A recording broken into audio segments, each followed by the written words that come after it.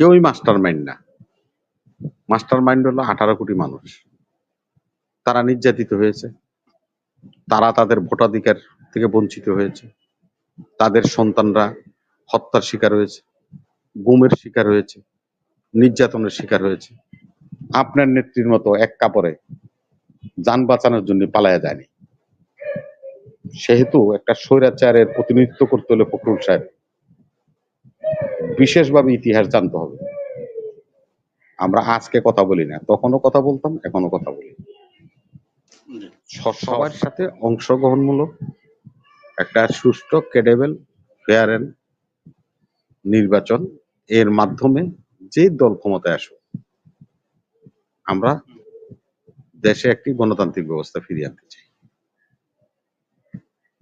আপনারা যারা মিডিয়াতে আছেন অথবা যারা তাত্ত্বিক আছেন, মাস্টার মাইন্ড আছেন, আপনাদের অনেক চিন্তা ভাবনা থাকতে পারে। আমি অনেক তাবৎ ডক্টরেট দেখেছি, ব্যারিস্টার দেখেছি, বড় বড় ইউনিভার্সিটি থেকে লেখাপড়া করছে, জ্ঞানই দেখি নাই। ওই সমস্ত সার্টিফিকেটের কোনো মূল্য নাই। এই সমস্ত ব্যক্তিরাও এসে জ্ঞান দেয়, কারণ ওদের সার্টিফিকেট আছে, ওই জ্ঞান আমরা শুনি, যার কারণে আজকে জাতির এই অবস্থা হয়েছে। কেউই মাস্টার মাইন্ড না। মাস্টার মাইন্ড হলো 18 কোটি মানুষ। তারা নির্যাতিত হয়েছে, তারা তাদের ভোটাধিকার থেকে বঞ্চিত হয়েছে, তাদের সন্তানরা হত্যার শিকার হয়েছে, গুমের শিকার হয়েছে, নির্যাতনের শিকার হয়েছে। তারাই এই স্বৈর শাসনের বিরুদ্ধে সংগ্রাম করেছে, আন্দোলন করেছে, পুনরায় রক্ত দিয়েছে, রক্ত ঝরেছে। তারপরে এই স্বৈর শাসক এক কাপড়ে পালায় যেতে বাধ্য হয়েছে। সেই তো আমি কাউকে ছোট করতে চাই না। কৃষক, শ্রমিক, জনতা, ছাত্র 1971 সালেও যে কথা একজন আলোচক বলছে, কোন একক কোন দল এই রাষ্ট্রটাকে স্বাধীন করে দিয়ে যায়নি। সেখানেও আপামর জনসাধারণের অংশগ্রহণ ছিল। 30 লক্ষ লোক যে শহীদ হয়েছে, মুখে মুখে বলি, তাদের স্বজনরা কি স্বজন হারায় নাই? তাদের কি ব্যথা নাই? তাদের দুঃখ নেই? 53 বছরে কন্টিনিউ 17 বছর ক্ষমতায় থেকেও স্বাধীনতার দাবিদার যে দলটা 30 লক্ষ শহীদের একটা তালিকা করে যেতে পারে নাই। যখন মুক্তিযুদ্ধের তালিকা করতে গেছে তখন দেখা গেছে তাদেরই 800 লোকের নাম তালিকা অন্তর্ভুক্ত হয়ে গেছে। এই ধরনের ফ্যাসিস্ট কার্যক্রম, রাজাকারের তালিকা, হ্যাঁ হ্যাঁ, সো সরি, রাজাকারের তালিকা, তো সেখানেও তাদের 800 লোক অন্তর্ভুক্ত হয়ে গেছে। এই হলো তাদের ফ্যাসিজম। যিনি মুক্তিযোদ্ধা মন্ত্রী ছিলেন আকাম মোজাম্মেল হক, তার ইতিহাস কত করুণ দেখেন। আমরা মানুষ ইতিহাস থেকে তো শিক্ষা নিই না। তিনি গণদর্শন করেছেন টঙ্গী ভোট বাজারে, এবং যাদেরকে দর্শন করছে সে মেয়েটা মারাও গেছে। তাকে শেখ মুজিবুর রহমান গ্রেপ্তার করছিল। আকাম মোজাম্মেল হকের বাবা তার পা ধরে বলছে যে আমার ছেলে ভুল করে ফেলেছে, ওরা ক্ষমা করে দেন, ও একজন মুক্তিযোদ্ধা, ফ্রিডম ফাইটার। স্বাধীনতা উদ্ধার আবেগের কারণে সে মোজাম্মেল হককে ছেড়ে দিছে। সে মোজাম্মেল হক 5 বার এমপি হয়েছে, 3 বার মন্ত্রী হয়েছে। এ হলো আওয়ামী লীগের ইতিহাস। তারা তাদের মতো করে দেশ পরিচালনা করতে চেয়েছে, জনগণের আশা আকাঙ্ক্ষার প্রতিফলন ঘটিয়ে রাষ্ট্র পরিচালনা করেনি। বিধায় আজকে তাদের এই পরিণতি হয়েছে। 1972 সালের কথা নিয়ে আসছেন আপনারা।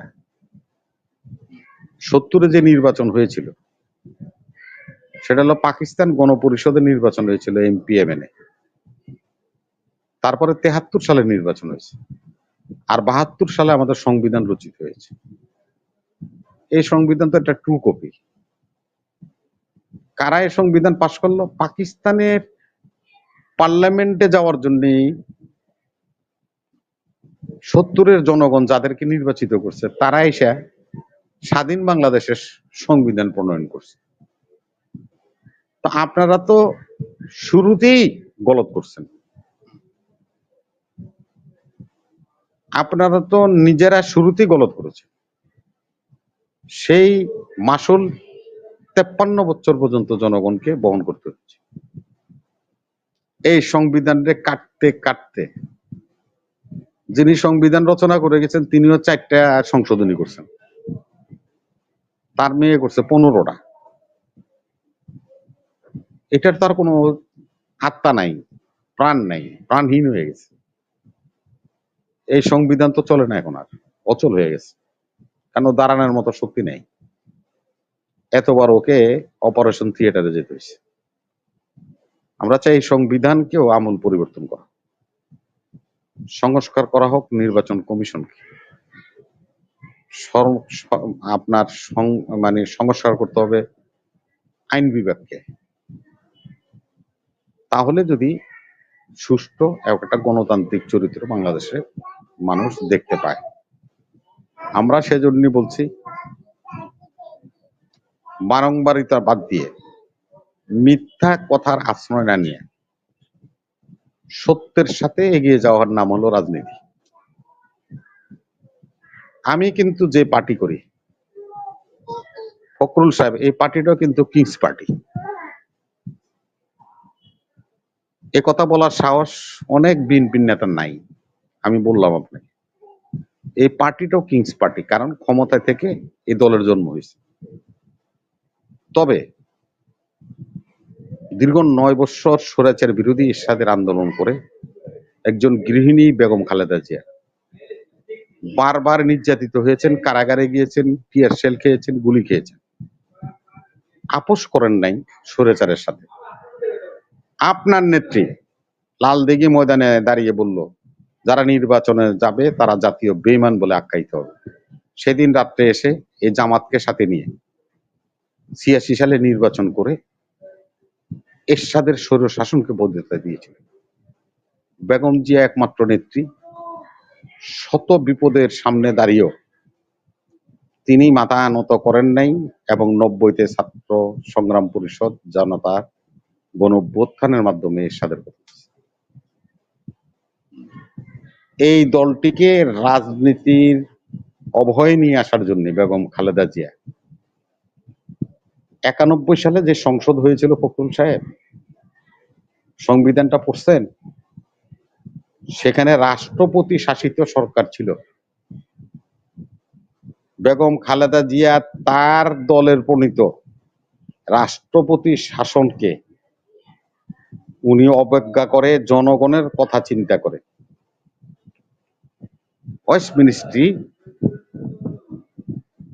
সংবিধান প্রণয়ন করে প্রধানমন্ত্রী শাসিত সরকার গঠন করে দিয়ে গিয়েছিলেন। আপোষ করেন নাই উনি নিজের স্বার্থের সাথেও। আমি আজকে আপনাকে বলি ফখরুল সাহেব, উনি যখন 96-তে আপনার জামাত এবং আওয়ামী লীগের যে তত্ত্বাবধায়ক সরকার সেটা প্রতিষ্ঠা করার আগে 1 বছর আগেই 110 জন জামাত সহ আওয়ামী লীগের সংসদ সদস্যরা সংসদ থেকে পদত্যাগ করে চলে গিয়েছিল। সংবিধান সংশোধন করতে হলে অ্যাবসলিউট মেজরিটির প্রয়োজন হয়, ন্যূনতম মেজরিটি দিয়ে সংবিধান সংশোধন করা যায় না। বেগম জিয়াকে একটা নির্বাচন করে তত্ত্বাবধায়ক সরকার বহাল করে ক্ষমতা ছেড়ে নির্বাচনে গিয়েছেন এবং আপনার জানা আছে 116টা আসন নিয়ে বাংলাদেশে প্রথম বিরোধী দলের আসনে বসেছিল এ বেগম খালেদা জিয়া। উনি তো আপোষ করেন নাই। সকল নির্যাতনের মুখেও উনি ওনার বলিষ্ঠতা ধরে রেখেছেন। রাজনৈতিক চরিত্র হতে হলে আপনাকে রাজনীতি সম্বন্ধে জানতে হবে, কাকে স্বৈরাচার বলে তার সংজ্ঞা জানতে হবে। 2001 সালে মেজরিটি পেয়ে নির্বাচন করেছে, 6 সালে ক্ষমতা ছেড়ে দিয়েছে। ফখরুদ্দিন মঈনুদ্দিনের নির্বাচন হয়েছে, 29 আসন নিয়ে উনি সংসদে গেছেন। 14 সালে 13 সালে যারা এই আপনার দল আওয়ামী লীগ আর এই জামাত যারা নির্বাহী নীতি তত্ত্বাবধায়ক পর্যায়ে সরকার, আচ্ছা এক মিনিট, তত্ত্বাবধায়ক সরকার প্রতিষ্ঠা করার জন্য 173 দিন হরতাল করেছিল, 22,000 কোটি টাকার সম্পদ নষ্ট করেছিল, সচিবালয়ের সচিবদেরকে উলঙ্গ করে দিয়েছিল, জনতার মঞ্চ বানিয়েছিল, 128 জন আওয়ামী লীগের নেতা কর্মীকে প্রাণ দিতে হয়েছিল।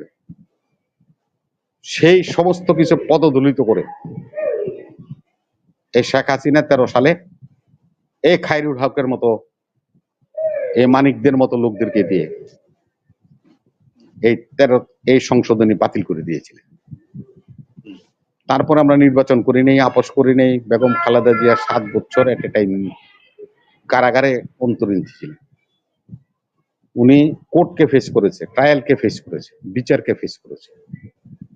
আপনার নেত্রীর মতো এক কাপড়ে যান বাঁচানোর জন্য পালায়া যায়নি। সেহেতু একটা স্বৈরাচারের প্রতিনিধিত্ব করতে হলে ফখরুল সাহেব বিশেষভাবে ইতিহাস জানতে হবে। তা না হলে ভুল তথ্য দিয়ে মানুষকে যদি বিপদগ্রস্ত করেন, জাতি কিন্তু এই মুহূর্তে আর সেটা গ্রহণ করবে না। আপনাকে আরেকটা কথা বলে দিই, এই যে মনির সাহেব আছে,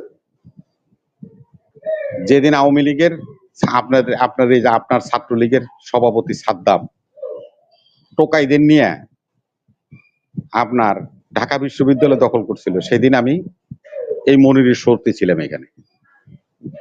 আওয়ামী লীগের অর্থ বিষয়ক সম্পাদক FCA আনোয়ার সাহেব ছিল। আমি ওদিন বলছিলাম, ওই সময় আওয়ামী লীগই ক্ষমতা ছিল, আনোয়ার সাহেব আমি বলছিলাম যে আমার ছেলে যদি কলেজ থেকে ইউনিভার্সিটি থেকে আমার বুকে ফেরত না আসে, আপনার ওই টোকাই নিয়ে সাদ্দাম তার মার কাছে ফেরত যাবে, তা হবে না। বাংলার মানুষ এখন কিন্তু সচেতন। আমরা আজকে কথা বলি না, তখনও কথা বলতাম, এখনো কথা বলি।